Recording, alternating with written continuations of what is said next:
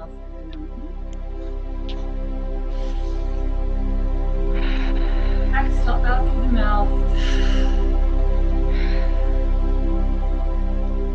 Once again, big inhale. And exhale out through the mouth.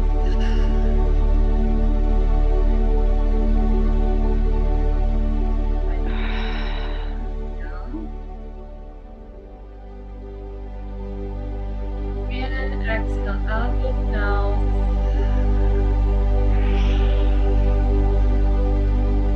Keeping your eyes closed, allow your breath to return to its natural state. Bring awareness to how your inhales surround your body from this and how your exhales lift your spirit, connecting you more closely to your mind and your soul.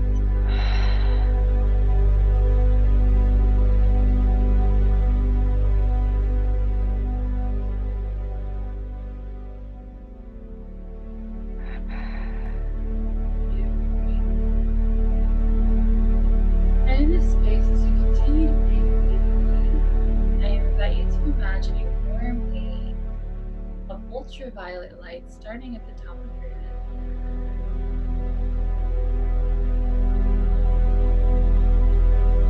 And this warm wave of ultraviolet light releases tension from your shoulders as it moves down past your forehead, your eyes,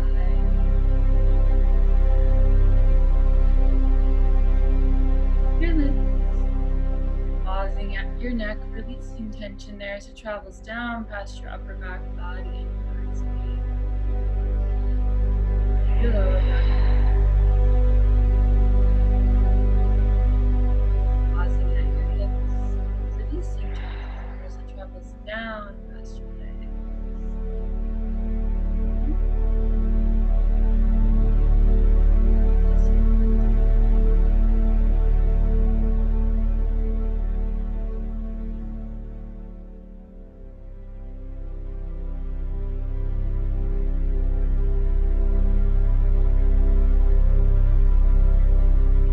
Focusing our attention on the chakra located at the base of your spine.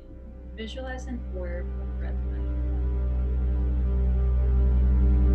Activate our bandha by just drawing the lower belly up and in. Never else, that's okay. Just draw your lower belly up and in. Not like you're sucking in your stomach. That's your lower belly. So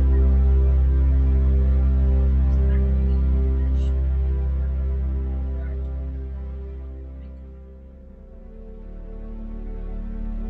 And in this space,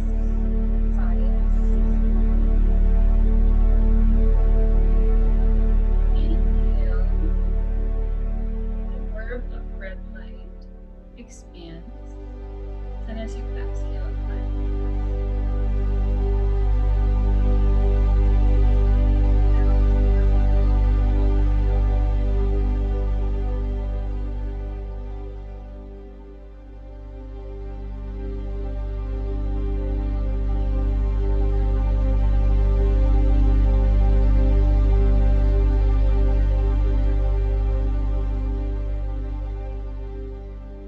just move through this.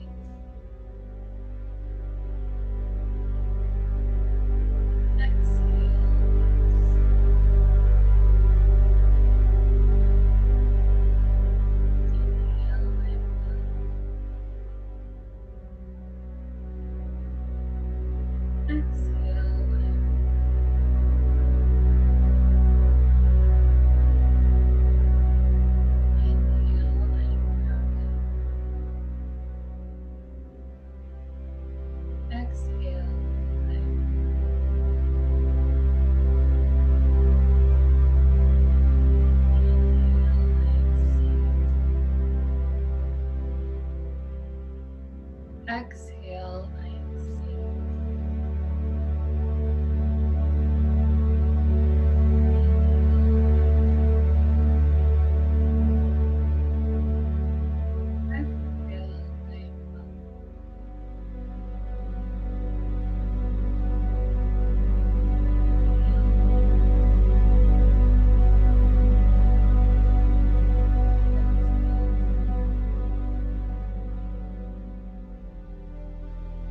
And as you begin to notice this warm breath,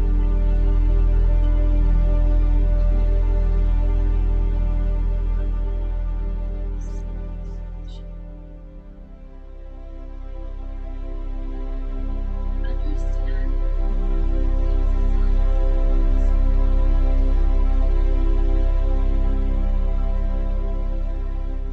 the universe is always supporting you.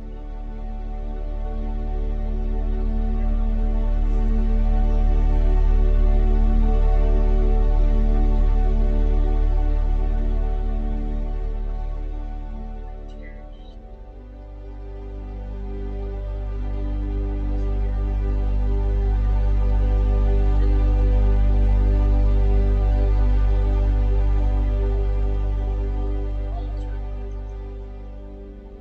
All energy.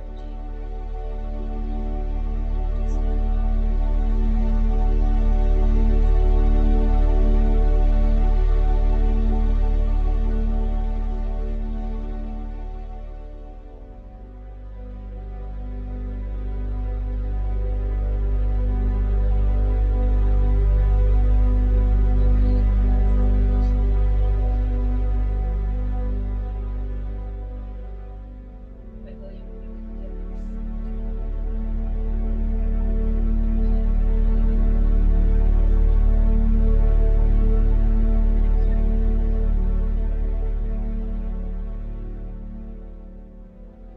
and when you're ready to come back, just gently open your eyes.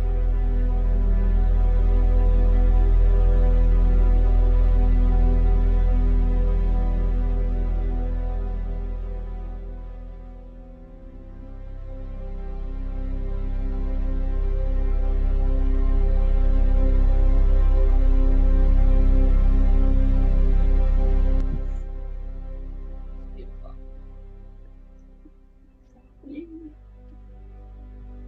Okay, so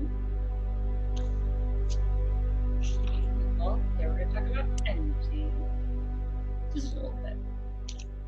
Welcome to the second official week of the Ultravioletly Aligned 90-Day Transformational Group Coaching Program.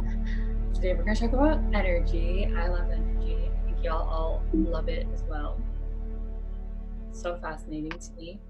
So we're going to watch this video from Dr. Lipton. I don't know if anybody's familiar with his work. I'm just starting to do research with his work. He's not somebody that I've studied very frequently in the past, but he's an esoteric biologist, and he talks about the science of energy when it comes to spiritual. So he has a lot of work in the crossover of the two spiritual sciences, and something that I'm definitely going to be exploring with you. But I figured, y'all know I love Abraham Hicks, but it's good to always have different perspectives to share. So we're gonna be watching this video together. It's pretty short. Let's just dive right in.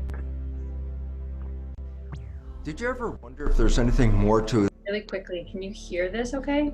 the human than this physical body that we have? Well, it's really. Here we go. Did you ever wonder if there's anything more to the human than this physical body that we have? Well, it's real interesting because if we go back in history, they talk about something called spirit, an energy, and an invisible force that seems to be controlling who and what we really are. Quantum physics emphasizes that the universe is not really split into two realms, a material realm and an energetic realm. Quantum physics reveals that everything is made out of energy. What we perceive as matter, it's actually an illusion of energy and light, that there is nothing physical. You know, what do you mean? I said, well, first of all, a very simple fact. when physicists started to take the atom apart and find there were things inside such as protons, neutrons, and electrons, then they say, yeah, but what are those things made out of? Then they got down to smaller things like quarks, and I say, yeah, but what were they made out of? And ultimately what physicists recognized was at the fundamental core of an atom, there is nothing material at all. It's an energy vortex. It's a powerful energy field, and that all atoms are these energy fields. And the significance about that is, well, atoms make up humans. And so by definition, we perceive ourselves as physical structures, but according to quantum physics, we're energy vortices. Imagine a cell as a television set, and that the environmental signal, like a broadcast, is being picked up by the antennas on that television set. And therefore, the cell responds to that broadcast. Well, guess what? Everyone has a different set of antennas, so by definition, everyone is receiving a different broadcast field. Field, yeah, that's what physicists refer to as the energy in which we live. So all of us are in a field, but each one of us actually receives a very precise and specific part of that field different than everybody else. No two people share the same self-receptors. That's why we just can't exchange cells, organs, and tissues with each other. Now comes an interesting part. If the cell is like a television receiving a broadcast, then consider this. What happens if you're watching your TV and it breaks? We say the TV's dead. I go, yeah. But now the question is this, yes, the TV just died, but is the broadcast still there that I was watching? The answer, of course it's still there. The television's gone, the broadcast is present. I say, how would you know? Well, one way of knowing, get another TV set, plug it in, turn it on, and tune it to the right station, and the show is back on air. Well, this would apply directly to humans as well. I have an identity due to a set of receptors receiving an environmental signal. If I die, I have no more reception, and therefore my broadcast exists, but there's no TV to express it. If an embryo shows up in the future with the same set of self-receptors that I have, well then guess what? I'm back online in a different TV. Does it have to be a male or female TV? Nope, that's the TV. Well, how about, is it black, white, brown, red, yellow? No, that's the TV. That's not who you are. You are the broadcast. And lastly, it's important to note that the character that you express in this life is actually sent back to your source, because your brain is not keeping your consciousness in your head, because magnetoencephalographs, unlike electroencephalographs, magnetoencephalographs read your brain function, but the probes don't even touch your head. They're a very important concept right here. Your thoughts are not contained in your head. They're broadcast into the field. And as Einstein emphasized, the field is the sole governing agency of the particle, matter. And then we put all of this together and says, your biology is an expression of this matter, but it's actually shaped by the field, a field that exists whether you're here or not. And then all of a sudden, the ancient story of spirituality now conforms to the modern day science of quantum physics. You're a field, you're a spirit, you're more than this. And when you understand that, it is the first step towards your personal empowerment. Very cool. So,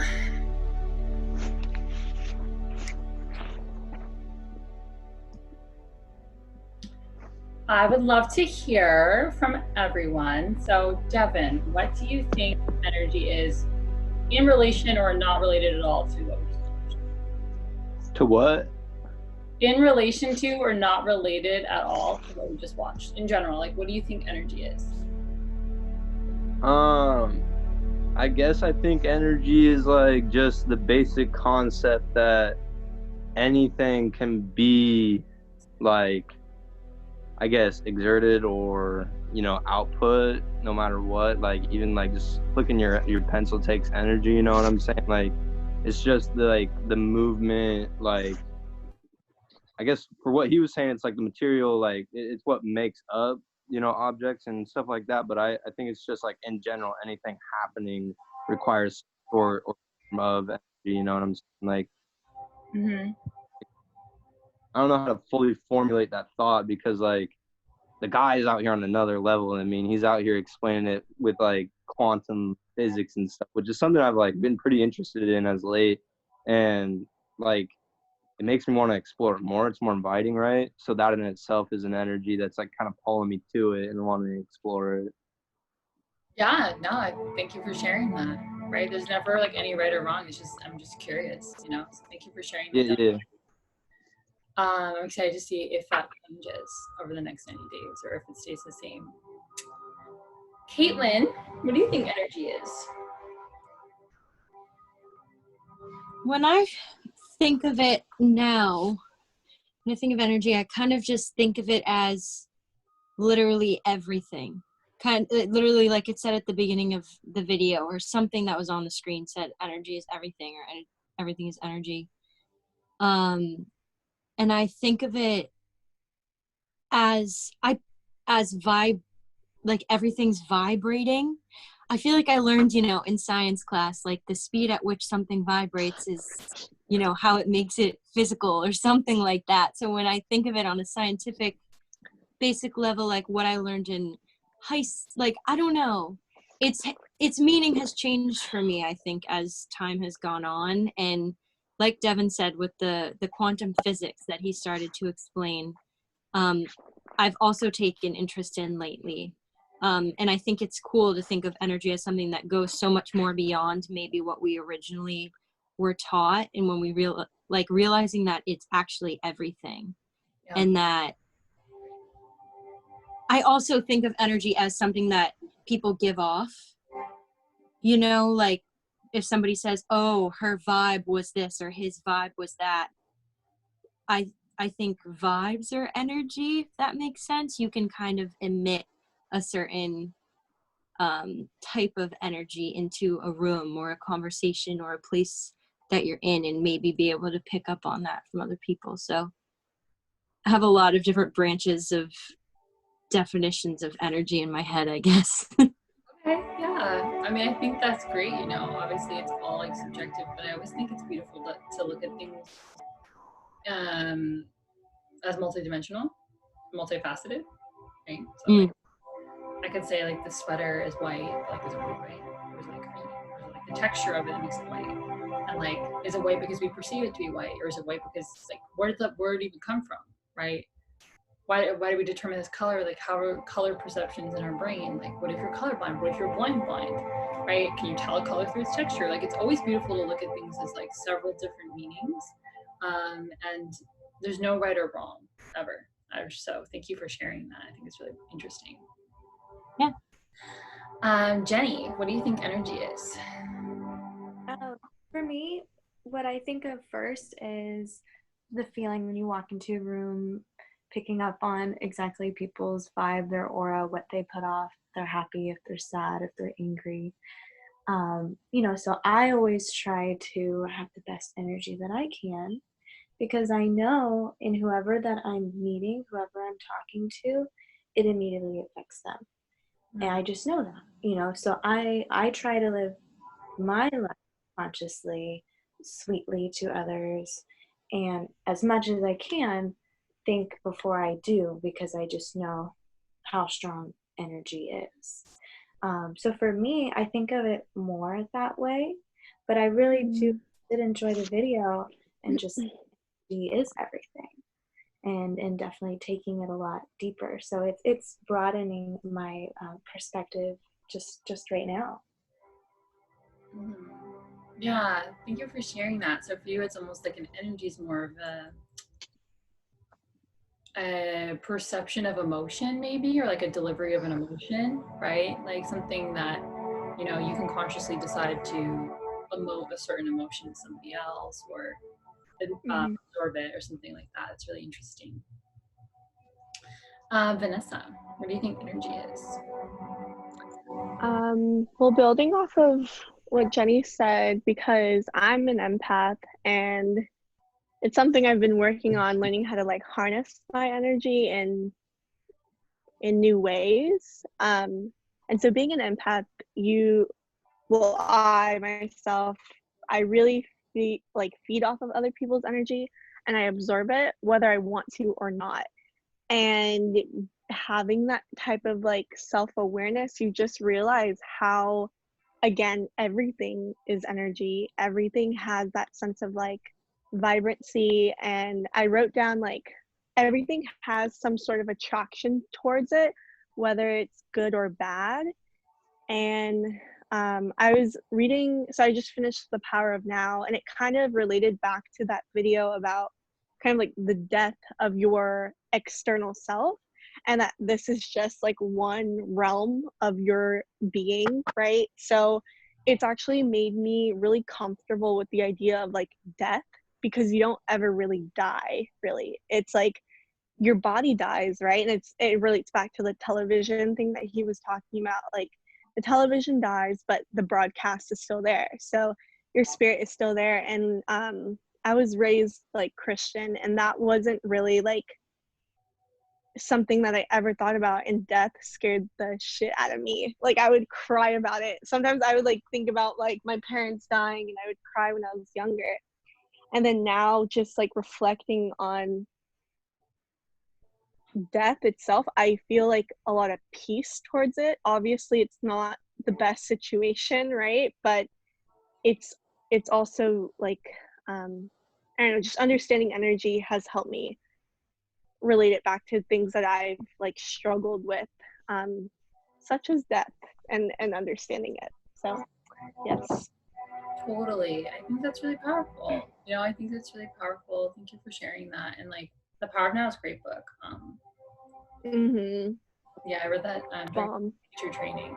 But I think it's really powerful to see how almost in this situation we talk about empathy, you did say one thing that almost as if what is being shown to me is like that how it can change. Like how your energy can change and your energy changes your perspective. Like that's almost like Totally. in what you just said. It's like you can be born into a certain energy and believe certain things that are an energetic match for that, but sometimes you can move out of it. Or you do move out of it, whether you choose to or not, right? It's just shown to you or something throws you into it or whatever. And it's really beautiful. Thank you for sharing that like beautiful story and like anecdote too. When it comes to death and things like reincarnation, things like that. And yeah, I mean, I think that every time I watch that video, so since I watched it for the first time, by the way, guys, I watched it like 20 times.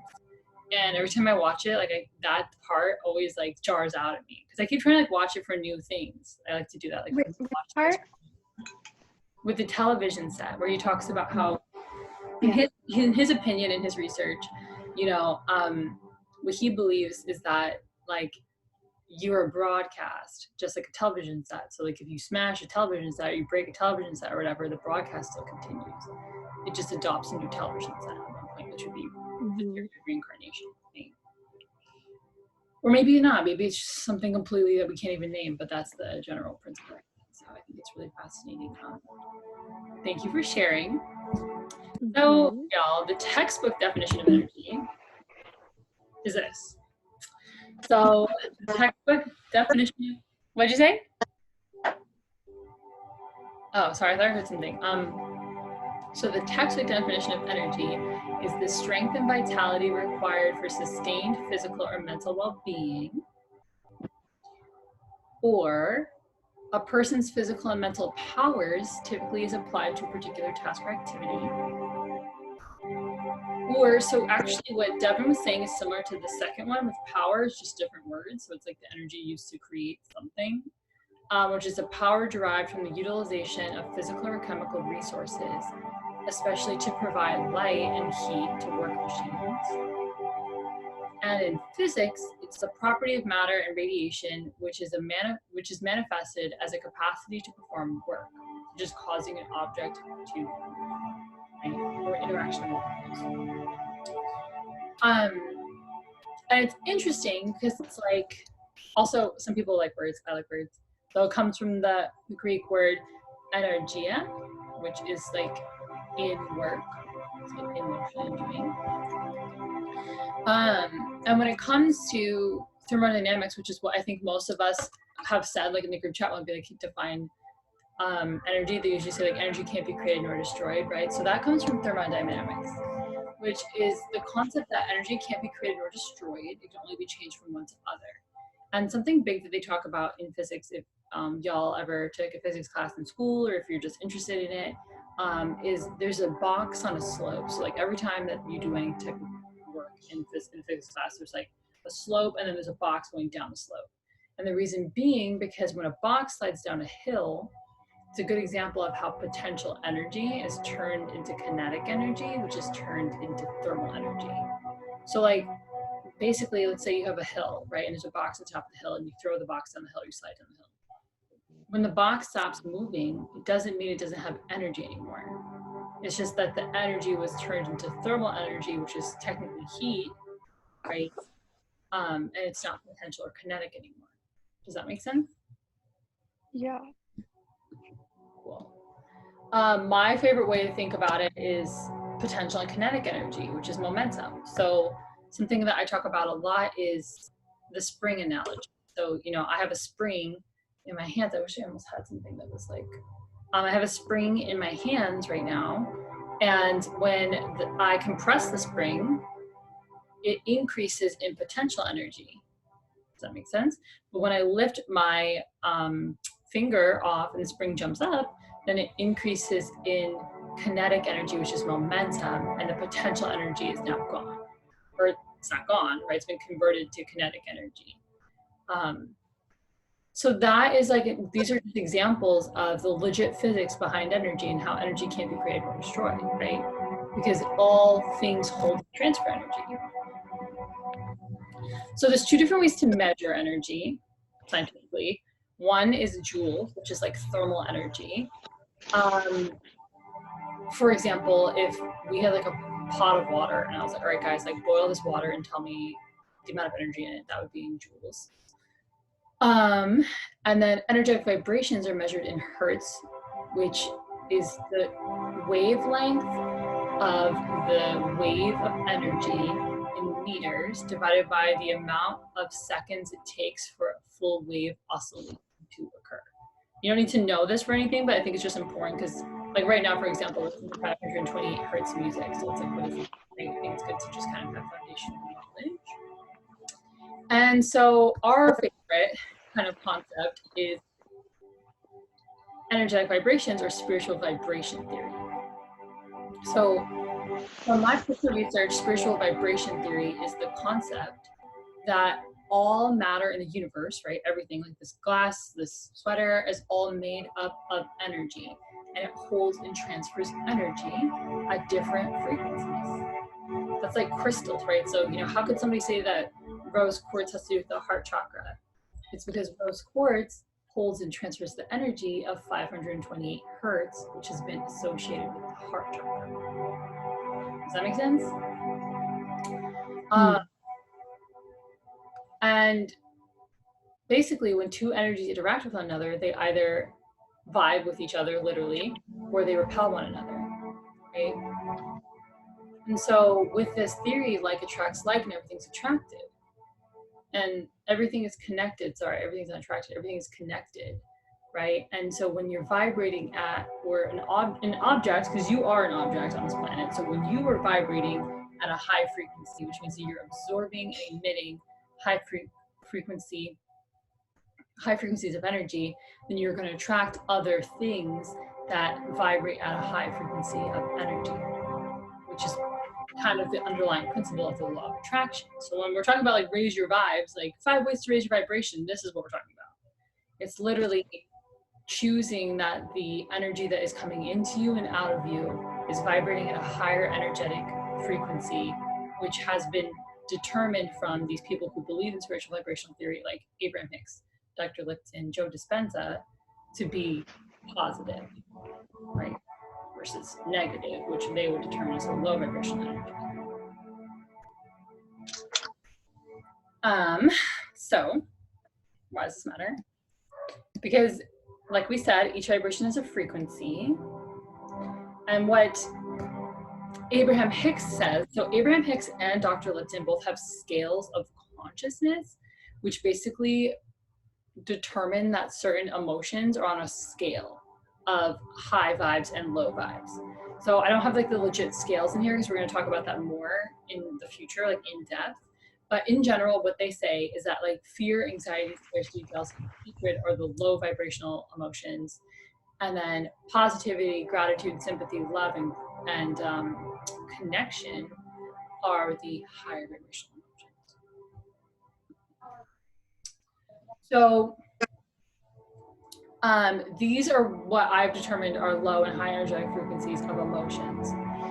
So low is jealousy, scarcity, lack, anger, frustration, irritability, and separateness. High is like love, compassion, joy, abundance, connectedness, patience, and harmony. So I consciously chose separateness and connectedness because of Buddhist philosophy, which what they believe is that the root of all suffering is separateness. So it's the idea that you are the only person having this experience. There's no connection, you know, whether you're having a good day or a bad day, you're alone, right? So it's just something to think about as well when we're talking about raising our vibrations, especially for those of you who are doing like entrepreneurial pursuits. I know you're all interested in them. Actually, it's crazy that this specific breakout session contains that, but keeping in mind like why connection can be so important, because you know when you're vibrating from connection, compassion, joy, love, patience, and harmony with your potential clients, it's a lot different than jealousy, scarcity, lack, frustration, irritability, and sadness. So how do you raise your vibration, right? Everybody and their mother is like, oh my God, this is how you raise your vibration, which is great. I'm so glad there's all these resources out there, but like, how do you actually raise your vibration and what does that mean? These are the official ultravioletly aligned steps to raise your vibration. We're gonna do an exercise together. So the first is identification. So asking yourself, like, what is this low vibrational energy of emotion which I'm feeling, right? Like who does it belong to? I think is big because most of you are empaths, but even if you weren't, right, you can still kind of absorb other people's energies without being a legitimate empath. So when you feel this low vibrational energy, whose is this? Like whose emotion is this? Where is this coming from? And then look back at that list of emotions and think, what is a higher vibrational emotion that I can consciously choose to shift into right now? So the first step is consciously choosing that we're going to get out of that vibration, right? So let's do an example together with this. So let's say that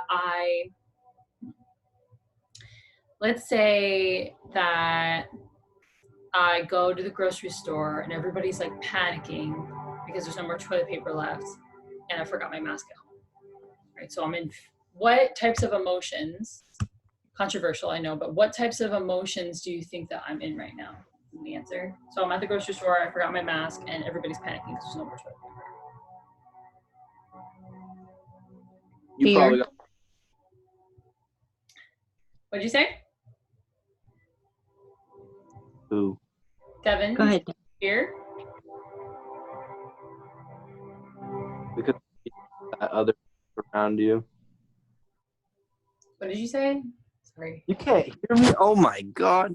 So like panic because around you other people are panicking as well. So it's like you're kind of feeding into that as yourself. Okay, panic.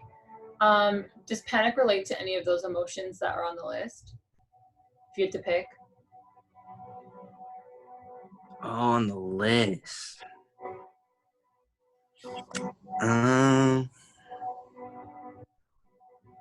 Probably anger, yeah.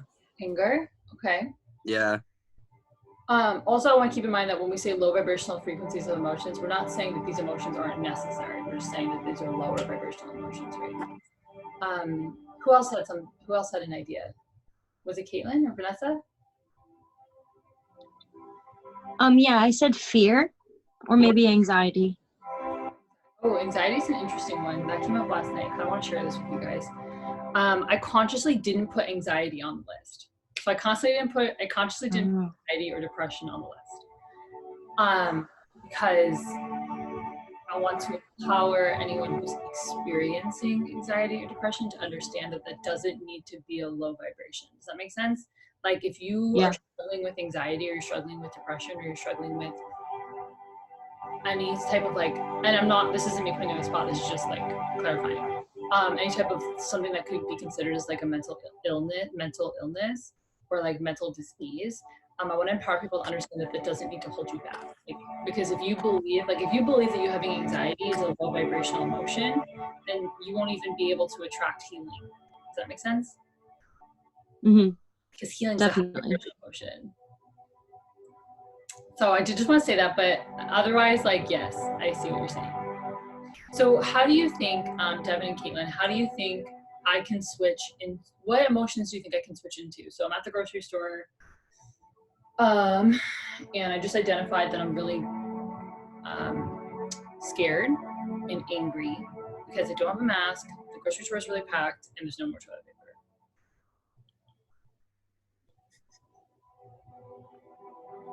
Patience. Patience? Yeah. How? Patience. How do you shift to patience? Mm-hmm.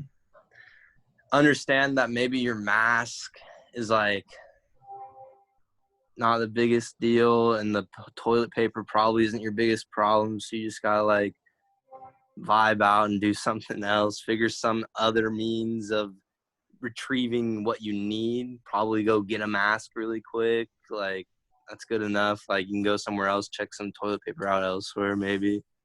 Okay. After you get your mask. Okay. I like that. We could do that. Caitlin, what do you think? Something that came up for me is just like laughing, like choosing to find it funny that this is so crazy, and I'm like finding myself in the middle of this like wacky situation, and maybe trying to spin it as like seeing it as more of an adventure, like you're in a crazy adventure that you have to like figure out how to crack the code to the toilet paper or something, like make it a game. Yeah, make it like a funny puzzle. So humor. Yeah. Humor I'd say is like joy, right? Humor. Have fun situation. All right. So next step. The next step is action, right? So different types of actions you can do or generate new energies. So the first one would be in gratitude, right? So stop what you're doing and observe what you're experiencing and what's around you. Like this is something I practice every day. It's like, all right, hold on. Like let's say that I forgot to respond to somebody's message, or I spilled my coffee on my foot, or like again, in a car accident or something, God forbid. So then I'm sitting there and I'm like, okay, what's happening? Where am I, right? So there's food in my stomach, there's clothes on my back, there's a roof over my head, right? All of you beautiful people are here. Like I can ground in gratitude. That's an action I can take to raise my vibration. Another thing I can do is share some love. So like thinking about something or someone that you love so much. Like allow yourself to feel all those like juicy, loving feelings towards them, right? We talk about heart chakra work in a little bit, but that could be something too. And then generosity, right? So interconnectedness. So we're all connected. So it's actually, I'm not going to give this away because I want to see what Vanessa and Jenny think. But doing something kind for someone else. So, opening the door for a stranger, buying someone's coffee, giving money to the homeless person on the street. This will help you connect. I'll share a little personal story because I think it's cute. So right now I'm hanging out with my dad here, and he's been kind of like down lately. And I noticed yesterday he came home from the grocery store. He goes to this like Spanish market down the street, and he was like all excited because he bought this like huge flan. Which I don't know like who's gonna eat it because I don't eat it, but he loves it. And he cut out a square of it and he put it on my neighbor who he's like not close with, and we don't even know this lady. Like put it on her front step. And he was like all excited about it. He was like all turning this like little kid like school. He was like, oh my god, like I gave the neighbor flan. Like, can you go check and make sure it's still there? Like blah blah blah blah. And like that's an example of how like instead of, because he's kind of like, so we like use interconnectedness to create this vibration without even realizing it. So going back to our original analogy, I'm curious to hear from Jenny and Vanessa. So I'm at the grocery store, I don't have a mask, so much toilet paper, and everyone's freaking out. Using action, what can I do to shift out of the emotions that Caitlin and Devin determined I was in, which were like fear and anger?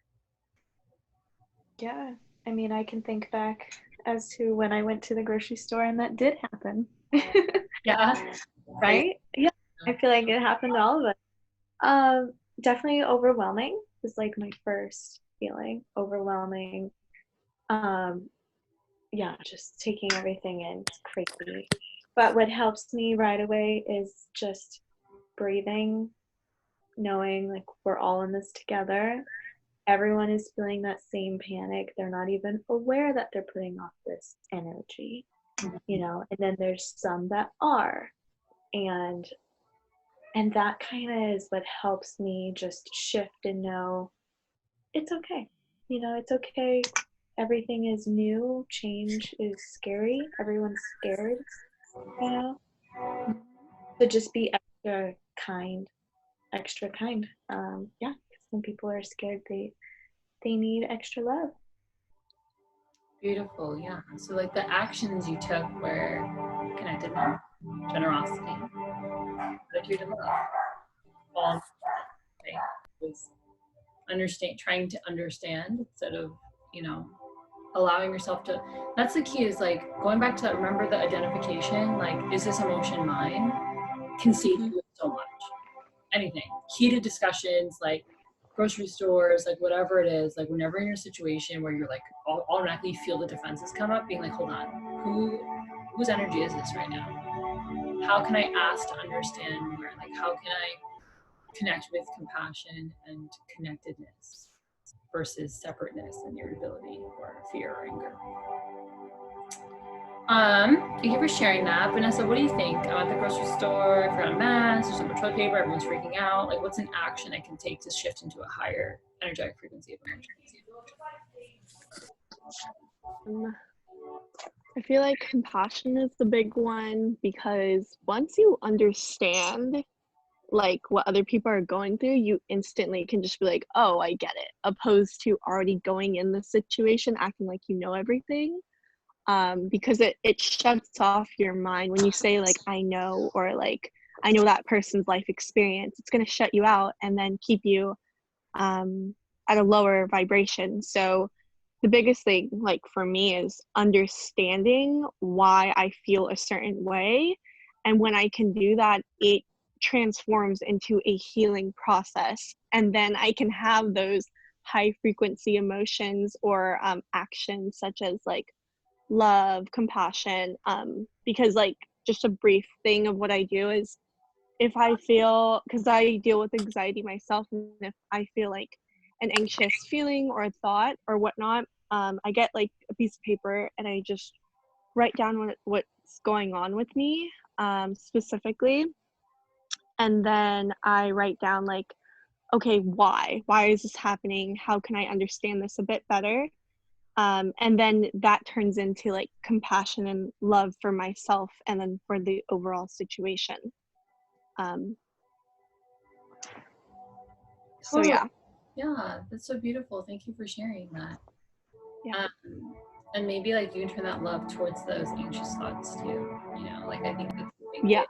Like when we have things like this, like they don't have to be our enemy. Like we can like be like, okay, like this is something I'm experiencing right now. All right, like let me have some compassion and love for myself and connect with myself Totally. too. So it's beautiful. Beautiful. Thank you for sharing that. Okay. So other things you can do when it comes to action. Forgiveness. Something I think is so big, especially when you're healing through heartache or healing through past experiences. Like, who am I blaming someone or myself for something right now? So like at the grocery store, I'll give you my analogies of these. Like at the grocery store, when I'm mad with the mask and I'm mad about everybody being annoyed, like am I blaming the cashier for taking a long time right now? Like how can I forgive them because it's exhausting, right? Am I blaming the government for not wearing masks? Like, how can I forgive that? Eating well. So like if you looked in the chakra guidebook, I recommended certain foods for the chakras. You're probably like, why? It's because food also holds and transfers energy. So, this isn't like a diet class. Like I'm not going to tell you to follow a strict vegan diet. The reality is everything you eat is going to hold and transfer energy as well. So keep in mind that the more nutrient dense natural foods you eat, will give you more energy and clarity, which could prevent a situation like anger and frustration at the grocery store because you're well fed, nourished, and you're like, okay, cool, right? And then check in and see what you're consuming. Like, so big right now, especially with quarantine. Like, I know some people are very busy and some people are very not busy. And when you're not busy, you tend to consume more information, right? So it's like, are you reading and watching uplifting educational materials? Are you watching motivational speakers? Are you listening to podcasts or even just things you're interested about, right? Like science or video games or whatever. Or are you like reading and watching a lot of gossip, negative things, like things that make you feel uncomfortable, right? Because everything you're consuming is also impacting your energetic vibration. I give this advice a lot in my business classes, and I want to share this with you. Is like when I get up in the morning after my morning rituals, like I immediately turn on like Oprah, Abraham Hicks, or like Amanda Frances are my top three, and I just try to listen to it for as long as I can. Sometimes it's 2 minutes while I'm making my coffee. Sometimes it's listening to uplifting materials or like good music or whatever can really raise your vibration.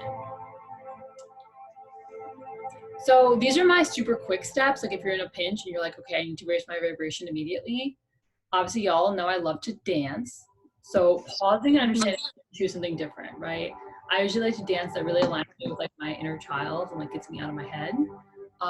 Going outside, even if it's like freezing cold, just like getting outside, changing your energy, doing something that brings you joy, right? Like calling your best friend, eating an acai bowl, like whatever, smelling the flowers outside, you know, and then really grounding in gratitude. So a big reason why I have y'all check in every day is because I love you in accountability, but also when we put on paper every single day what we're thankful for, we're shifting our energy to match gratitude, right?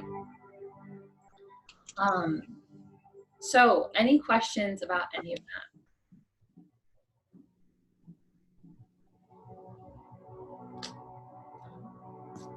Like, go for it, my bad. Okay. This is actually not really related to energy, but it's if we have access to this slideshow. Yeah, well, I can do actually. In the past, I haven't done this. I usually send the session recaps. Okay. I've shared slides in the past, but Yeah, I mean, whatever you're comfortable with. Yeah. yeah, because it's just like stuff that you can look back on. You know what I mean? Yeah. Yeah, I can share the slides. Cool. I don't see. I've never done it before, but I don't mind at all. I'll put it with the session recap in the channel. Sound good?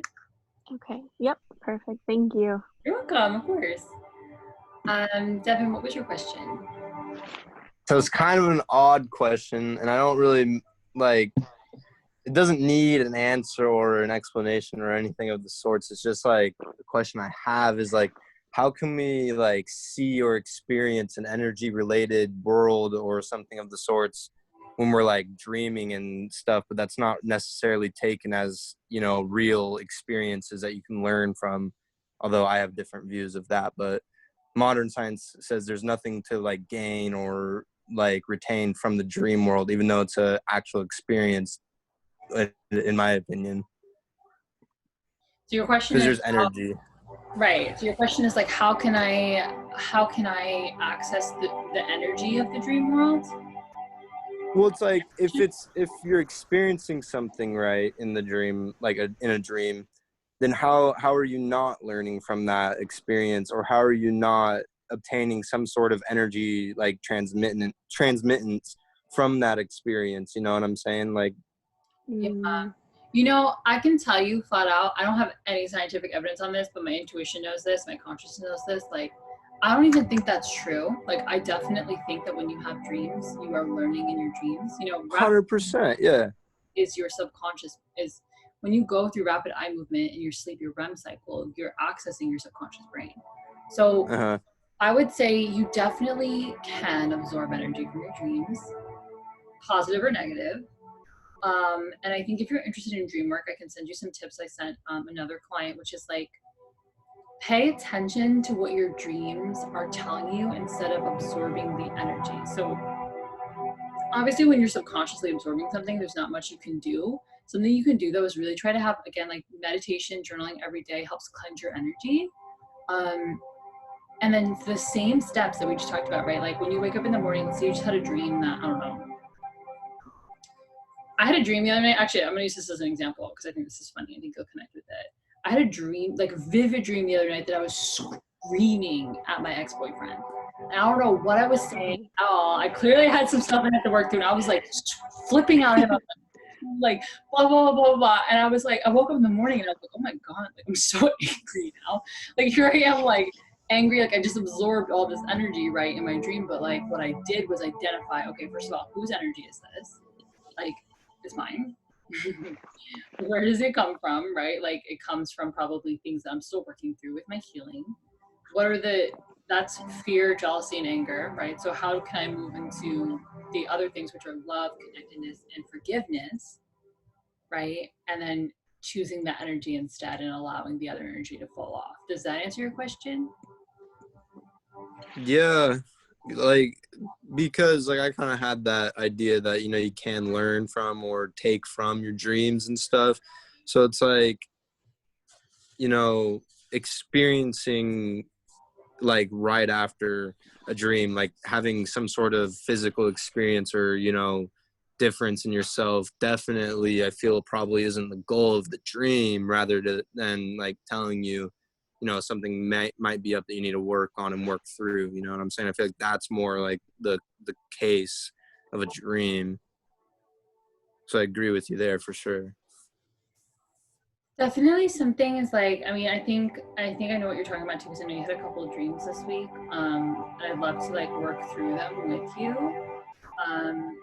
The more you share about these dreams, the more I can kind of like share what's up. Yeah, but I can say, yeah, I feel you. Yeah, I can say in general, I mean, there's certain things that I definitely don't believe flat out that they say. Like, what they say, if you have a dream about someone, they're thinking of you. I don't think that's true. Yeah. I don't think that's probably true. Not. It could be, but right? You can't really go ask people. Like, I can't go drive to my ex-boyfriend's house and be like, you were my dream last night. Like, were you manifesting me? Like, whatever, right? But I think as far as like, yeah, I definitely think your dreams teach you lessons for sure. Because remember, like, and I think the conflict you're having right now, Devin, is like you're a spiritual being having a human experience, and some things make so much sense in the spiritual world, and then people try to like make them make sense in the physical world, and they don't. Like, for example, well, it's over complexified when we try and understand something that's so simple. You know what I'm saying? Like, why wouldn't you learn from your dreams? Yeah. Like, there's no reason not to, I guess. But I can forewarn you, so I'm excited to hear more about this dream if you're open to sharing with me at some point. But I can say, don't read into it too much. Like, no matter what you're doing, you can't read into it too much, because then you're gonna drive yourself. It's unhealthy obsession with it, dog. Yeah, that's like something I teach right up is like, yeah, but then you also, and it's very Buddhist technique, is like, so they have the Four Noble Truths. Basically what they are, in very, very, very simple terms, is like, identify that there's a problem, learn a lot of rules, follow the rules, and then let all the rules go. Because the whole purpose is that you're here right now. Like, this is enlightenment, basically. Like, if you're fully present, like, that's enlightenment. Yeah. So same thing with like a lot of the stuff I like kind of like teach and preach, and like that I've learned myself is like, yes, analyze, but like, don't allow yourself to go down the rabbit hole. It's not going to help you. Yeah. Don't go down the rabbit hole. That's a good analogy. Don't go down the rabbit hole ever, dog. No, not going to lead you anywhere good. And you'll learn from that experience if you do. It's just a harder way of learning. You know what I'm saying? Yeah. Great question. Yeah, I don't know who, I 100% think you learn from your dreams for sure. Keep a journal by your bed. I do. I keep like 3, dog. Awesome. Are you journaling when you wake up? I'm not, but I will, dog. Like, I got you. I just think about you it. have journals, but you're not using them. Never. I like to draw in my journals. Okay. So keep the drawing journals for yourself and then get a writing journal. Yeah, I'll look into that. That's definitely a good idea. Dream journal, dog. Not even writing. Dream journal. Yeah, or you could, I mean, if you want, like, you can draw your dreams out. Like I'm not, I have clients who do voice messages to themselves instead of writing because it feels more like cathartic. Yeah, I like that. I like that It concept. can be in English, Spanish, it can be, upside down, whatever. Just Upside down. connect to yourself when you wake up in the morning with those dreams. Get it out on paper because that's important. I find that interesting because I've always been someone that can remember like most of the lengths of my dreams that I have in a given night, but I've never been someone to write them down. You know what I'm saying? Like I always just remember them in, like for a couple of days until I just forget about them. So I guess I will start writing them down. It only makes sense.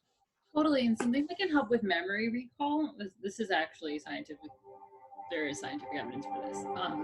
Is lavender. So like putting lavender oil or literally like a piece of lavender under your pillow. And then when you wake up in the morning, smelling the lavender before you do your dream work can help you recall the memories from your dreams. Dude, that's convenient.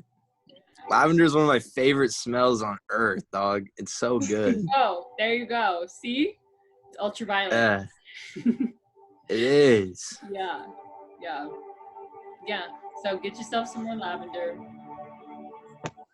Journal, draw in the morning. Send it to us. Send it into the group chat when you check in because you'll remember to check in. Yeah, and you mentioning that reminds me I haven't checked in today. That's okay. It's awful. No, it's It's okay. not okay. We'll have time. Okay, cool. So, what else do I have here?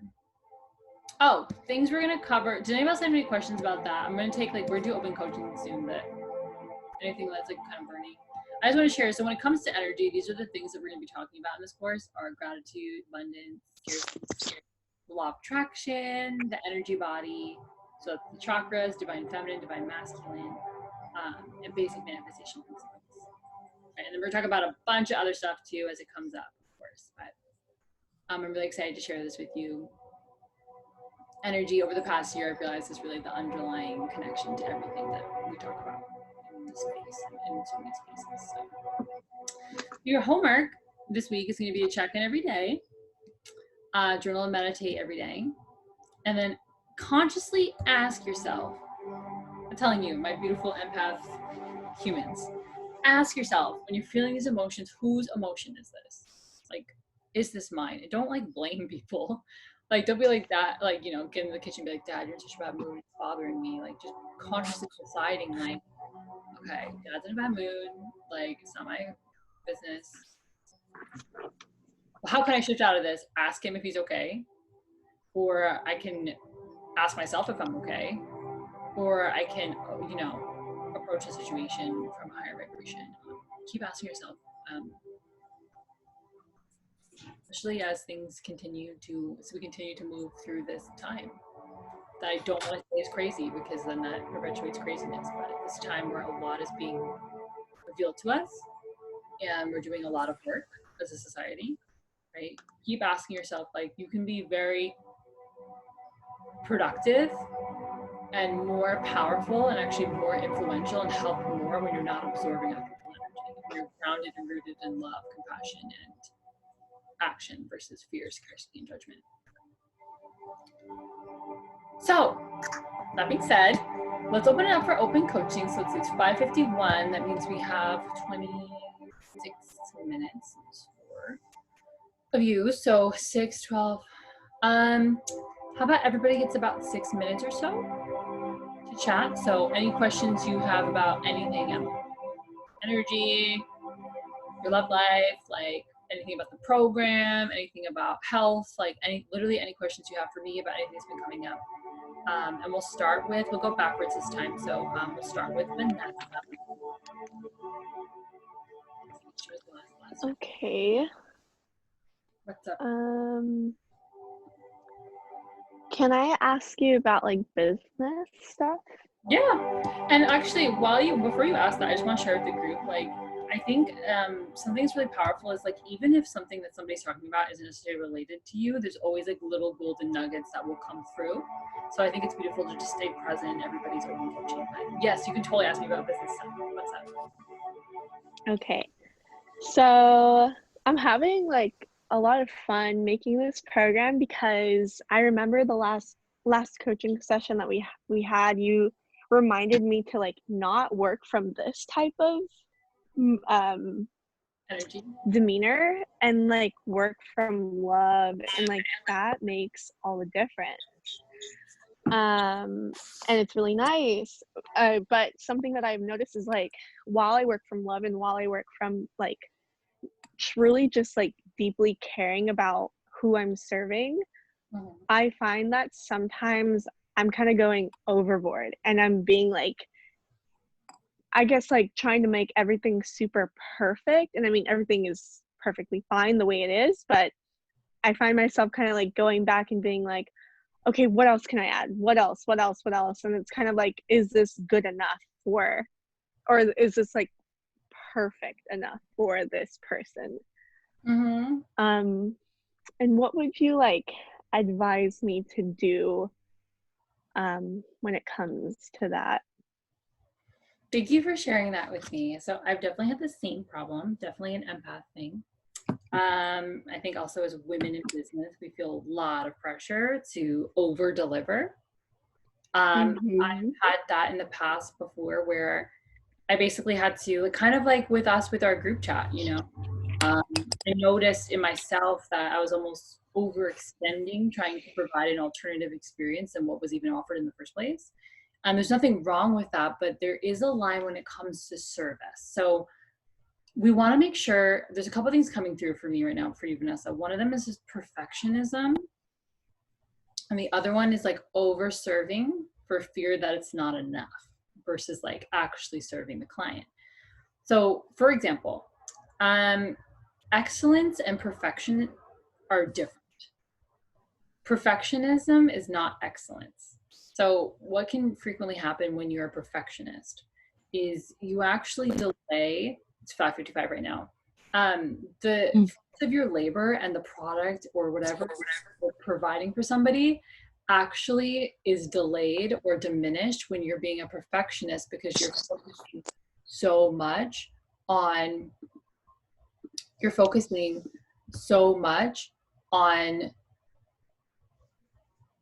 getting it perfect that you're procrastinating. Like perfectionism is a form of procrastination, basically, right? And it's crazy because when we realize that, we're like, oh my gosh, like really?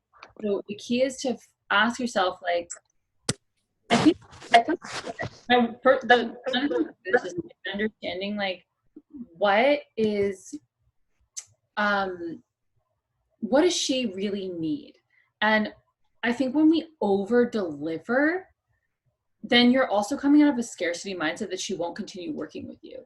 Like, why does she need absolutely everything from you right now? The reality is like the most successful experience for her would be doing something where she gets to learn the foundations of her fitness program, spiritual health, and whatever it is that you decide to include. I think you're doing like personal development, spirituality, and exercise. So the reality is like, you might actually give her more by giving her less and giving her the space to develop these things on her own and holding space for her. So love is the opposite of control. So when we get too hyper-focused in controlling the outcome of our client or controlling the outcome of the service that we're providing, we're actually suffocating the transformation. Because the reality is like you might start working with her. How long is your program again? Is it a month or 90 days? It's 90 days. It's like 13 weeks, right? Yeah. Yeah, 12, 13 weeks. Beautiful. Love it. So her transformation is like her journey is going to change like 20 times during those 90 days. Right? Like, for example, like a big part of my programs have always been like, we do week by week because a lot can happen in a week for a lot of people.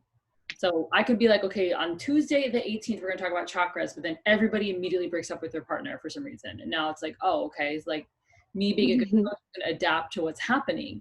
And we're not going to talk about chakras when people are going through heartbreak. We're going to talk about heartbreak, right?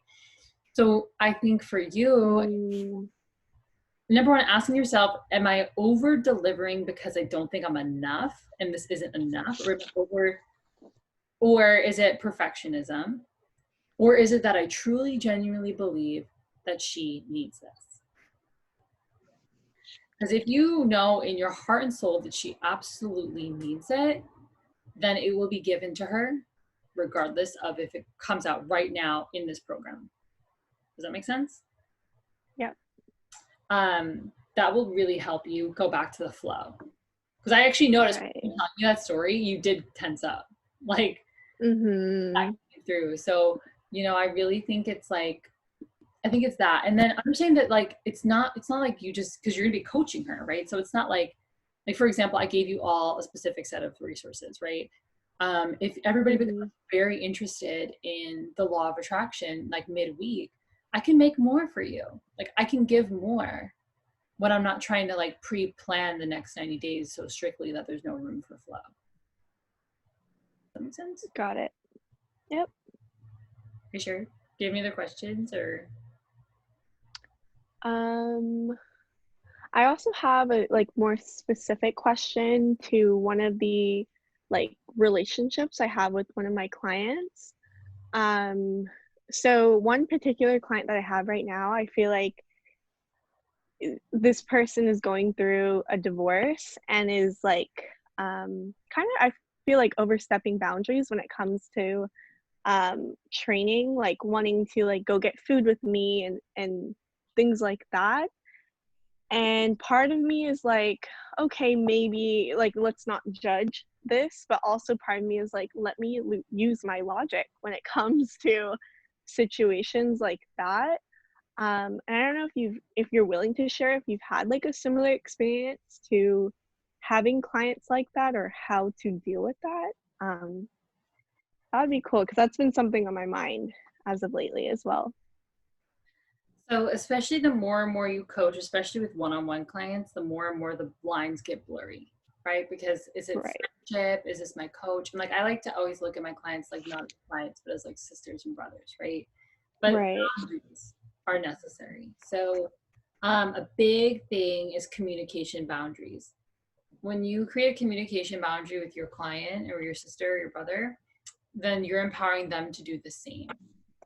You know, so deciding like I love my clients so much, like I love you guys so much, y'all are getting all the juicy details of how I manifest you and like work with you, not manifest you, how I work with you. But like after like 7 p.m., unless it's an emergency, I'm not responding to a client message, not because I don't love clients, but because it's just a boundary of like, I think the boundary here, Vanessa, that needs to be drawn is like that this is a professional setting. So even if like you get to be a conscious leader and, you know, hold space and be authentic, but the reality is like, this is a professional, this is a woman who's paying you money in a financial relationship with you. And if she's looking for, I mean, it depends on like why she's hanging out with you, but it's a male. It's a 40-year-old man. Okay. So yeah, you know, gender norms, whatever, but like that does, yes, like that's also different. It's very different. And he's asking you to get food with him. Yeah. I would just say like, what's his name? Lucas. So unfortunately, because I know like everybody in our group is like extremely freaking dope as fuck. And I love you guys all so much. And we're also we all like would never do things to make anybody uncomfortable, but unfortunately people do still do things like that. So I would draw very strict boundaries with them. Remember, like there's no scarcity of people that need your services and there's no scarcity of coaches. So if it's not a good fit, he can find another coach as well. And I would just say flat out like, no, I don't get lunch with my clients. You know, like I'll see you at the gym for a workout. Yeah. Very like with him specifically, this is just my whole energy just changed. I'm sorry, because this happens a lot in business, unfortunately, for women. So just be very much like, no, I don't do that with my clients, but thank you for the invite. Okay.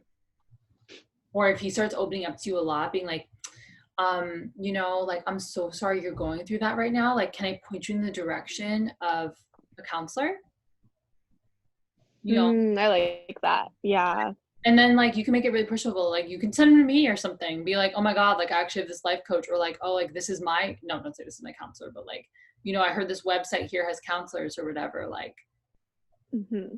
yeah. So you're shifting the energy of like making sure that he understands that you're his fitness coach right now. And he's Okay. Yeah, I like that. I will do that. yeah. I'm sorry you're going through that. Yeah, it's definitely uncomfortable, but something I need to learn how to navigate living in this type of society. So that's very helpful. Yeah.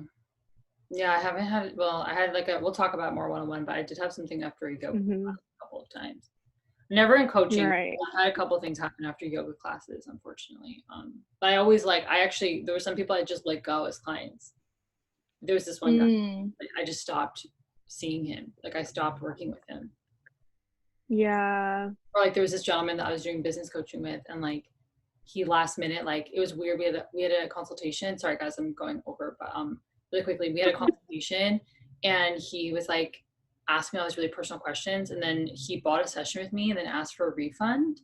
And then before it happened, and normally I wouldn't have like done that, but I like, okay, take your money, like.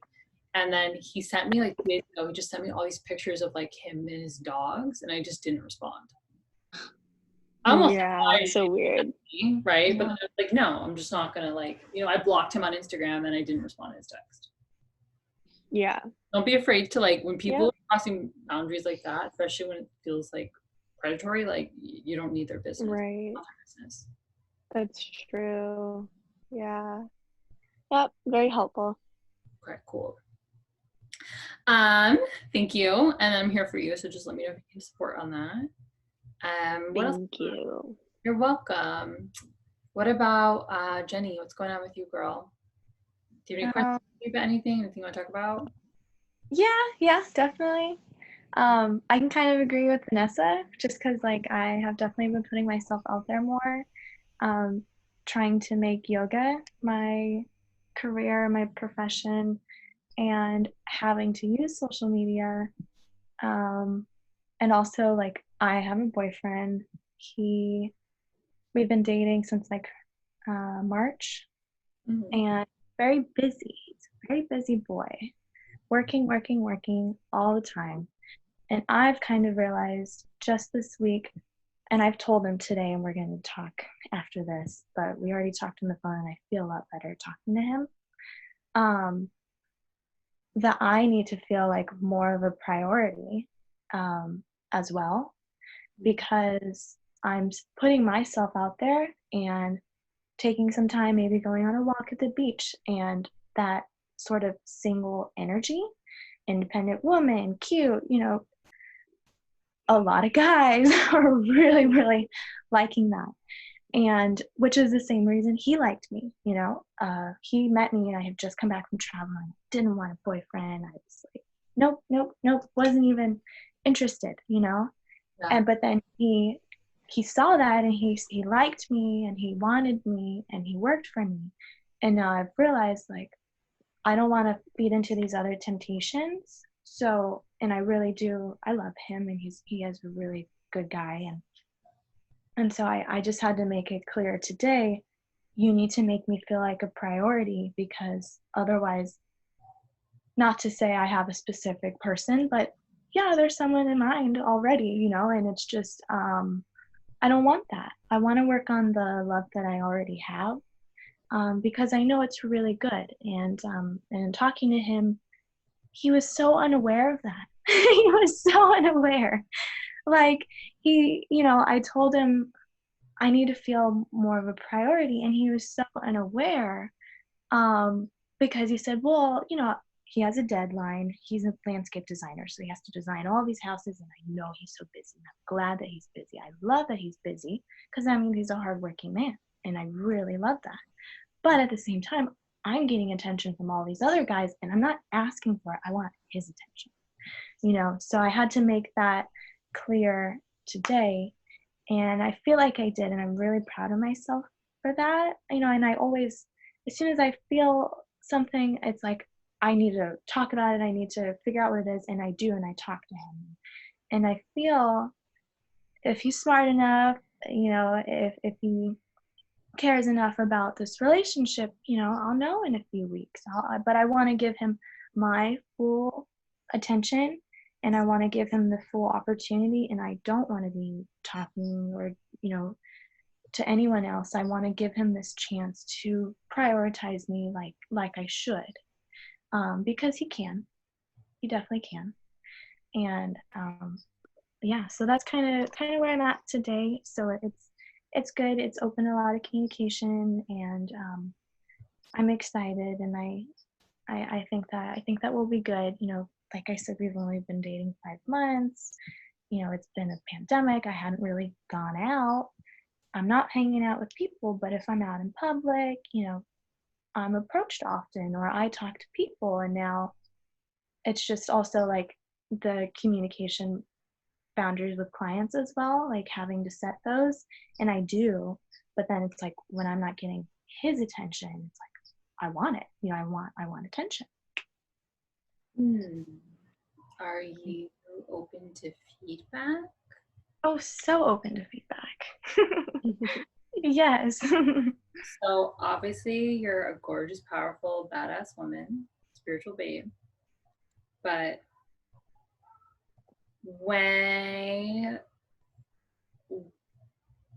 if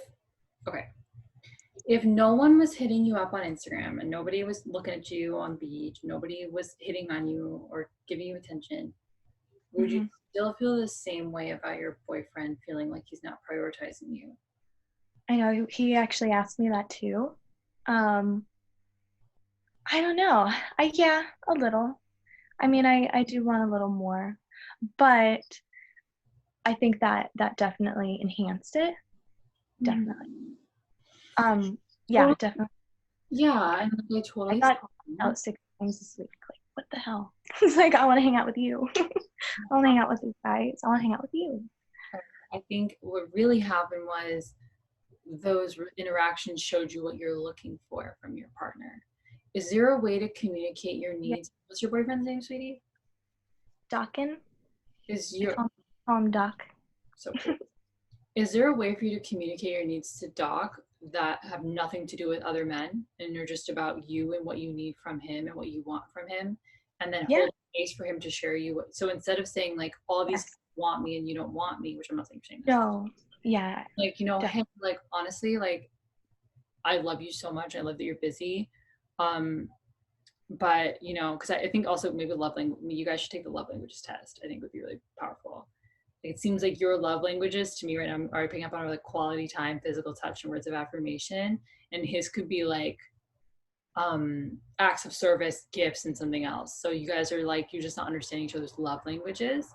I can send that to you if you want to take it together, but it's been super helpful for people in the past, but just being like, because the reality is like, well, the client thing we can talk about another time, because that's just like important. We just got to make sure like lines cannot be blurred, especially when you're a healer or a coach, guys, because this is really important. Like if you were a therapist and you can't legally even date a client, but when you're in the front of the room or you're on a coaching call or whatever, like, and you're holding emotional space for someone or physical space for their transformation, like there cannot be any type of relationship outside of that studio. And if there is, like maybe like somebody takes your class once and then you're like, okay, I literally can't teach you anymore, but like that's fine. But like if these are reoccurring students for you, like you got to be careful with that, because it can get lines can get blurred really fast when it comes to like mentor mentee and things like that emotionally as well.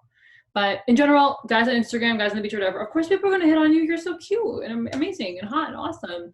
But just keep in mind that like keep asking yourself, like, am I interested in them because Doc is busy? Or am I genuinely, like this guy that you said you have in mind, or this girl, whoever it is, like, am I really interested in them because Doc is busy, or am I interested in them because I'm interested in them? And allowing yourself to sit with that. You don't have to talk that out with him. But tonight, again, just communicate your needs with him. Ask him. Maybe ask him, like, don't be like, I need you to do this. Be like, are you open to doing this? Because I really would like you to. Yeah. And then ask him too what his are. Ask him what? Ask him what his are as well. Yeah. Definitely. Yeah. excited though. agree. I'm proud of you for I'll standing tell up for what you you, need. I love to talk, you know. I have 3 older brothers, and I, you know, sometimes felt like I wasn't heard or my emotions were pushed down. So I've always made it so important that when I am in a relationship with a guy, that I need to make sure that my feelings are heard. You know, I don't want a 4th brother. That's what I tell him. You know, if the boy is teasing me or making fun of my feelings or this, or, you know, it's just like, I've been like, you know, I am allowed to cry right now. I am allowed to do this. And then, you know, it opens more for them, and then I get more from them in return, you know. And so it's just learning, you know, how to communicate with each person. And I do feel it's more that I haven't gotten his attention. And I definitely, I just need a bit more. And I'm so like not needy. Like I Well, just to need. take a step back, and I was just gonna say one last thing too is like, and also, no, I was just gonna say like, when you are looking, and just another step is like when you are looking for attention from him, ask yourself like, can I give myself something right now? Yeah. No, because you are so confident and so driven. But that being said, when we are in like, you've been in like a go go go mode, which we all get in through sometimes, and I'm all about that. Like I'm like, you don't like, you can flow with that. Like you can flow in the hustle if you want, but ask Yeah. yourself, like, is there something that I need to give myself right now? Yeah. You know, like, do I need some extra self care? Like, do I need some time with my girlfriends? Like, do I need like, you know, is Yeah. there something that I'm looking for from him, or is it that I genuinely literally want to be in his energy? And you'll know. Yeah. You're right. I agree. But good luck, and I'm proud of you for like starting I the think conversation. so. I'm really not worried. Like talking to him, right away I hear his voice, and I'm like, and then all those other, you know, guys or temptations, I'm just like, you know, I want to work on this love that I have. Because yes, I can date another guy, I can always date another guy, but then you're always taking that risk. You know, who knows if they're going to get bored with me or I'm going to get bored with them. And I know this person is willing to work with me, you know. So I got to give him that try, and I got to do it honestly, as well. Yeah. Yeah, we'll definitely work on that together. Yeah. Thank you for sharing. So Thank if you very anybody, you're welcome. I'm gonna hang, and we're gonna do some more open coaching for Caitlin and Devin. If anybody needs to leave right now, you can. That's okay. Otherwise, we'll keep rolling. Thank you for sharing that. Oh, thank you. Devin, what's going on? I haven't seen you in a while. What's going on? What questions do you have? How can I support you?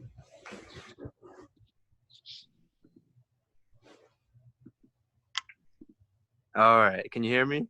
Yes. All right. Cool. Is it my turn? Did we skip? No, we didn't go in order. Caitlin Okay. and Devin are together. All right. You know,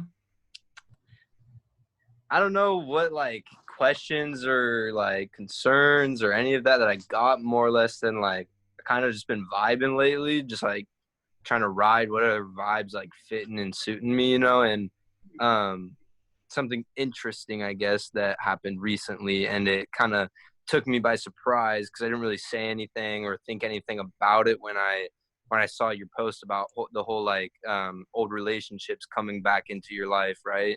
I had multiple old relationships, and you know, even the relationship being as recent as it was, my ex-girlfriend, right, my most recent, like, I guess, partner, we started hanging out a lot more again, and not in a boyfriend girlfriend type of way, but we have friend groups that we're both mutual friends with, and we're inviting each other to come hang out with the group more. And instead of having this awkwardness and impeding like weirdness hanging over the group, it was a lot of openness and like, you know, just like chill vibes all together, and it was really nice. It was like actually enjoyable.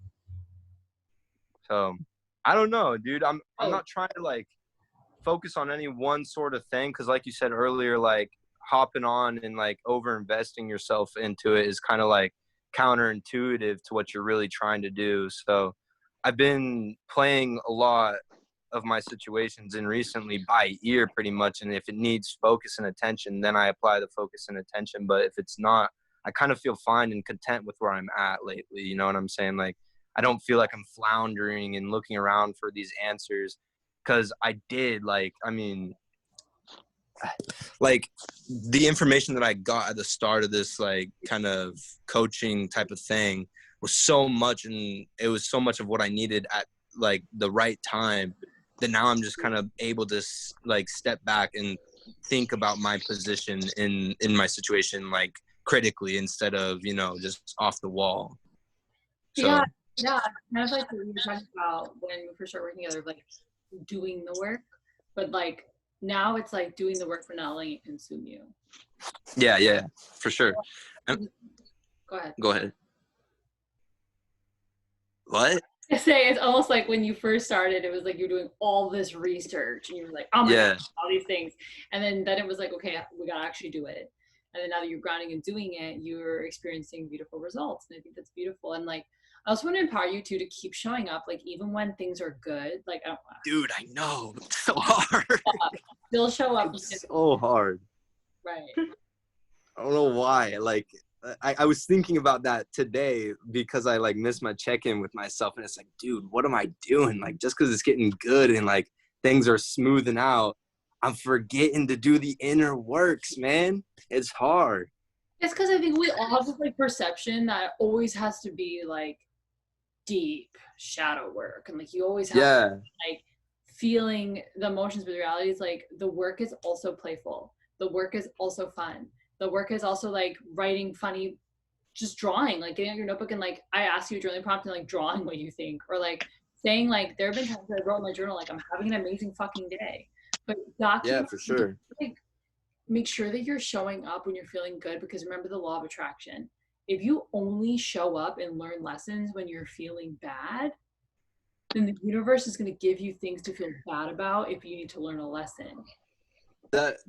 That makes sense entirely to me, I guess, when you say it that way, like with the like throwing the law of attraction into it, because like I've only noticed myself learn from that kind of long dragged out learning session. Like, you know what I'm saying? Like I only learn when I get put through the fucking run of it, you know what I'm saying? Like it's not this enjoyable concept that learning should be, and I fall off entirely when I look at it that way. Like I'm not having a good time at all. But like with these like coaching sessions, it's been such a good time and stuff like that. And with like checking in, it's been making me notice how good I'm feeling, that I'm forgetting to actually put in the work to keep feeling good. You know what I'm saying? Because it's like, I think it's already there and it's going to stick around. So. And like, it's, remember, like, it's all good, you know, like just take it. I think the key here is like, it would be best for you to not get stuck in like a cycle where you're only learning lessons when you don't feel good, because yeah. I mean, it's the second time that the word cycle has been brought up for me today, and like getting stuck in them. So I mean, it's kind of compounding already, like not being in that. Like I'm actively seeing and observing those, like where it's like going and getting stuck in a cycle like that, that's going to make you like degrade in a sense. It's not where I want myself to be in any means. No, and like you can also learn lessons like while having fun through it. Like, you know, there's a lot of like things that have been coming up for you recently. So things are coming up from the past. A lot of mine are around like finances and taxes and like dumb shit like that. And so, you know, like the other day I was having a great day and then I had to like file these taxes and I was all pissed off about it. But like I was literally like, thank you, universe, for these taxes. Like I'm so excited to pay them. Like let's go. Like I'm like writing my tax check or whatever, because I decided that I want to learn the lesson in a positive vibration. Yeah, I feel that. Something I guess kind of related. Taboo warning, psychedelics, right? That's like nah, dude. Listen, like I got stuck on a cycle with it, and it made me realize that I'm not doing anything actively, right? That's like helping me progress in my area of life. Like I was so bothered by the light being turned on, right? But I didn't want to get up and turn off the light, right? That's such a simple task, but it's like my thought already is I don't want to just get like I can't be bothered to go turn off the light, right? So I'm going to leave it on. And when I get into that mentality, I find myself like, and this is what happened when I was doing it, is that I instead of just getting up, just walking 2 steps, turning off the light, I find it easily better to not exert any energy at all. And then it gets pent up energy, and it's like pent up thoughts. And it's like I start milling over a million different things instead of just getting up and applying my effort to just turn off the light and then get back down and fall asleep. Right. So it's like you get stuck in this like this habitual thing where you're just like, I'd much rather just do the easier thing, which is just lay here and vibe, which was not really what was actually happening. I wasn't laying there and vibing. I was laying there being like penetrated by this light. Yeah. You know what I'm saying? Like it kept me up. So it helped me. Like that experience was in no way bad, but it was just like this. I was in this like kind of like weird loop with my mind that I'm like, I never do anything. I never get up and I never get like apply myself to it. And like post like experience to that, I found myself like outside and out in the world and talking to people more like in depth, like actually having conversations with people instead of just like, hey, what's up, my name's Devin, and then carry on with my day because I don't give a shit to like put any effort into the conversation, right? Like I'm actually wanting to like have conversation with people, you know? So it's like, it's even those conversations you miss out on because you don't care. Like you just like, I'd rather just carry on, not even waste my breath. So it's like, I want that now. I want those conversations. I think that's really powerful. There's a story, thank you for sharing that. There's a story in Buddhism about a thorn. So it's like we all walk around with these thorns in our body that hurt. Yeah. But we're so, like, it's almost like we just carry them around instead of just realizing that when we rip them out, like, the pain is stronger for a second and it's over. Yeah, for sure. You just turn the light off, then, like, the light's off. That's amazing. Like, that's your check-in. Yeah. Just say, turn the light off. Okay, great. Enjoy the rest of your day. Yeah. Perfect. Like, so your Yeah. homework this week is gonna be keep the fucking light off. Don't hold yourself back anymore. Like, it's over. For sure, dude. Never hold yourself back. When you start giving yourself as the excuse, you don't do anything, man. No. So yeah, that's gonna be where we work on this week. It's like take just like, you know, I think that's gonna really help you. I think again, we talked about it before, I think listening to Alan Watson would be very helpful for you right now. Just for sure. Like humor, bluntness, like I love his work because he's so direct with it. You know what I'm saying? And like, what was her name? The other lady, not Oprah, Abraham Hicks. She like, it's not that she's so direct or blunt, but is so like empowering and uplifting. You know what I'm saying? So it's like finding those different kind of qualities in people is like something I never would even thought about because I loved Alan Watts, but I didn't really think it's because he's so blunt. You know, he's just giving it to you straight. He's not no BS attached. This straight up. So it's like I never really looked into that with people, and you know, and it's very, very encouraging now because I've been able to see more in just regular like day-to-day people that you would just meet coming across. You find more when you're paying attention to those qualities, and they empower me at least to like be a better person in general because it's always I'm noticing that they're uplifted, cheery, direct. They're like they want to just like get that point across, and it's like I don't know, it's something different that I've been able to notice with these like past couple weeks. Powerful. Yeah, and that's also because you're raising your vibration, so you're calling them in, even if it's like at the store you work at and their customers. You're calling to your register, or like, you know, you're calling these people on the subway, or I guess you're not on a subway in Oregon, huh? Wherever you are, right? Like you're calling these people. Home Depot, chief. You know, yeah, like seriously. So keep that energy up. I love it. Thank you for sharing that. Yeah, for sure, for sure. Thanks for letting me share, man. It's always liberating. Of course. So, Caitlin, what's going on? How can I support you? What questions do you have for me about anything at all? I think my main question right now that I've wondered about for a while is we talked about being empaths and absorbing the energy of others. And that does happen to me a ton, especially with my mom.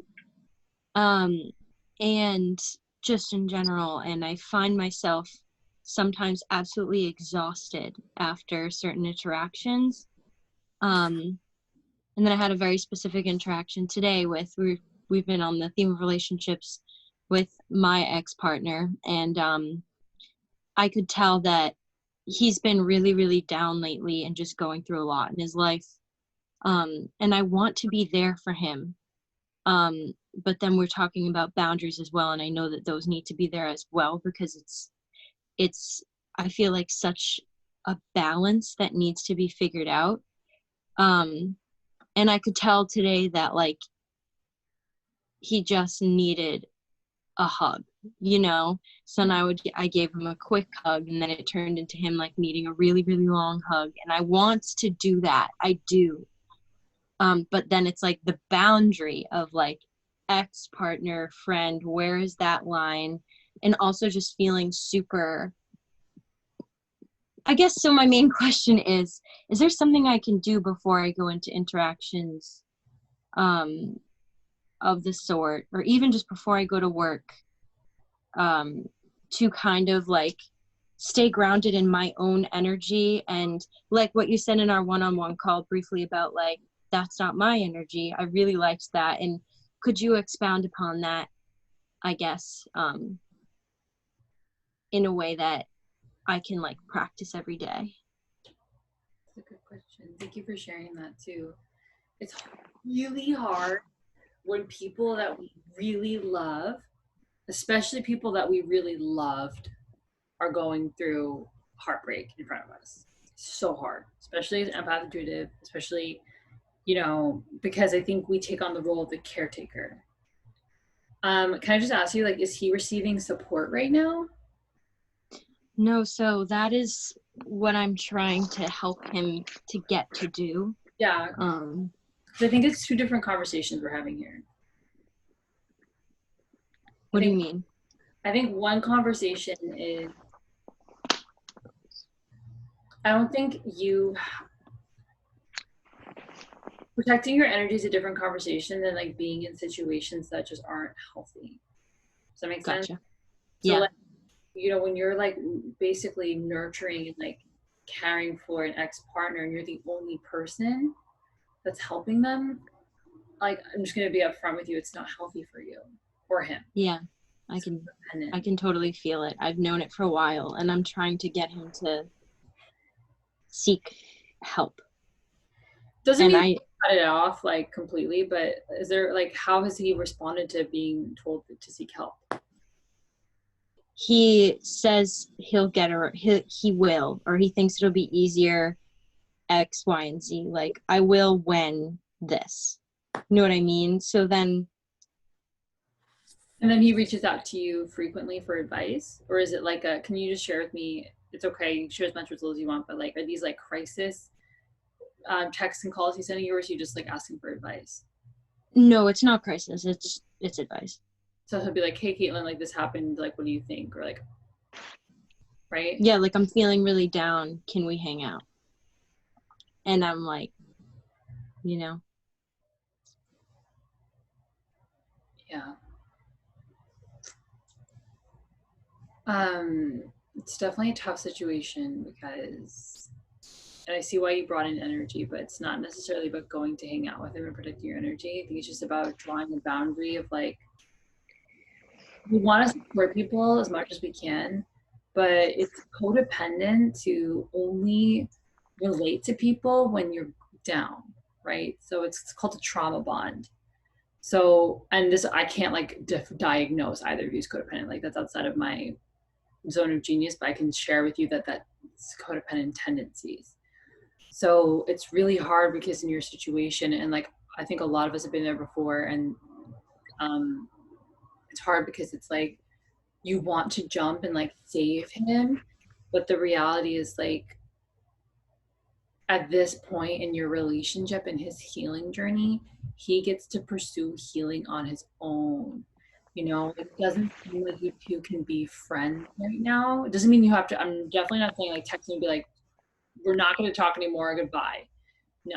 Okay. But there's ways to establish boundaries with people who are going through hard times that feel aligned for you. So like something you can do, for example, is say no. So like, you know, I'm feeling really down right now. Hey dude, Like, I'm so sorry you're feeling down right now. What's up? And then let him like say whatever he says is his message. And then don't like obsess over the message. Like, let him respond. When you are available and able to respond, you'll respond and say, oh, I'm so sorry you're going through that. How can I support you? And then he'll probably say, like, can you come over? And then just say, you know what? I don't think that that's smart right now, Brad. I'm sorry. Brad, I just don't want to support you in that way right now. But, you know, like, kind of like the same thing, a little less professional, obviously, because it's your ex-boyfriend. But like, you know, can I point you in the direction of a counselor? You know, like, I'm sorry you're going through a hard time right now, but like, he needs that push to go get counseling. Yeah. And then your energy. So in that situation, the way you protect your energy would be to stay grounded and rooted in like what you know, because you know that you don't want to get back together with him, and you know that like when you, for example, when he asked for the hug and you felt uncomfortable, that's your intuition, honey. Like, that's your intuition's like, no, like, this isn't right. So obviously have compassion for him, you know, obviously care about his circumstances, but remember that you're not put on this earth to save him. Does that answer your question? Yes. It's hard. Yeah. You feel a lot. Yeah. You feel a lot of emotions. Like, healing from codependency is really hard, but it's definitely possible. And like, this is the perfect time to start doing it. Cool. Thank you. You're welcome. I know that probably wasn't what you were expecting, but I know it was what needed to be delivered. So. I appreciate it.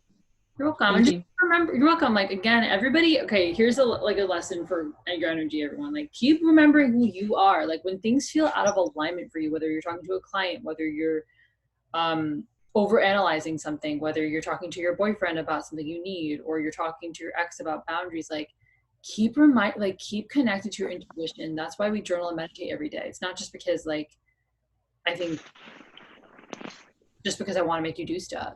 It's because like it really connects you to your intuition. Like, you know, like, your intuition's here to guide you. And when she's telling you or he's telling you, your intuitive voice is like, no, like, don't go there. Don't go. Don't feel like you have to. You know? I'm here for you. I know that's uncomfortable, so I'm here for you. All right, beautiful souls. So I love you. We're gonna go.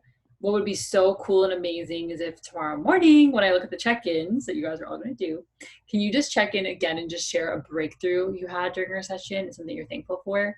Normally we talk about that on session, but since we're here a little late, I'm gonna just end it if that's cool. But that would be cool. I just want to say thank you and I love you. And I'm excited to check in with y'all tomorrow. You're all such lights and gifts on this planet. Tomorrow morning you'll get all of the juiciness. I'll upload the session recaps. Some of you are getting like one-on-one session recaps tonight, so just keep a look on that in your channel. But everyone will be getting the YouTube video and the recap tomorrow morning in the channel, and the slides. The slides there too. If you have any questions at all, you can always reach out to me, and I love you. And love you. let's Om and then peace out. Thank you for the love. Yeah. Your hand, the heart center. Close your eyes. If you actually, you don't have to put your hands to heart center if you don't want to, but that would honor the tradition.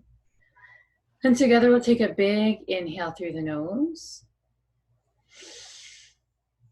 Exhale out through the mouth, let it go.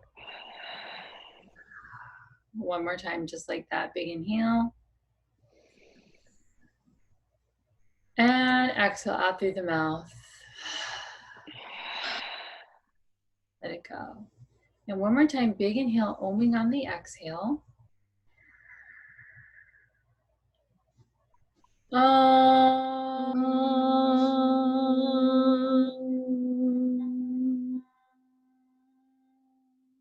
The love, the light, the teacher, the goddess in me bows to this moment. The love, the light, the teacher, and the God and goddess in me.